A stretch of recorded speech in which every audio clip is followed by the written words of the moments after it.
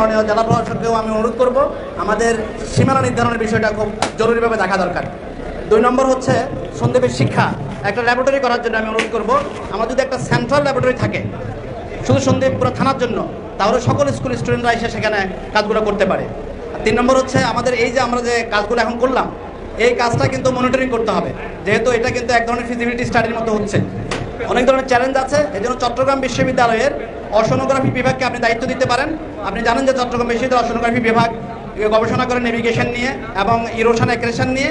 আপনি যদি একাডেমিকলি আমাদেরকে দায়িত্ব দেন তাহলে আমরা এটা মনিটরিং করবো এবং আমরা পরামর্শ দেব।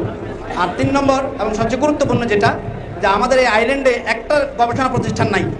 সুতরাং আমাদের সন্দ্বীপের যে মূল সমস্যা, আমাদের জিওমরফোলজিক্যাল চেঞ্জ এবং আমাদের সমুদ্রকে কাজে লাগিয়ে যে আমরা ব্লু এনার্জি থেকে রিনিউয়েবল এনার্জি তৈরি করতে পারি, এই জন্য আমি আপনাদের অনুরোধ রাখবো মাননীয় উপদেষ্টা, আপনি আপনার মন্ত্রণালয় যেহেতু জ্বালানি মন্ত্রণালয়ের মাধ্যমে অথবা সায়েন্স অ্যান্ড টেকনোলজি মিনিস্ট্রির মাধ্যমে সন্দ্বীপে যেন একটা রিসার্চ সেন্টার হয়, যে রিসার্চ সেন্টার রিনিউয়েবল এনার্জি এবং জিওডাইনামিক্স অথবা কোস্টাল ডাইনামিক্স নিয়ে গবেষণা করবে। আপনাকে অনেক ধন্যবাদ।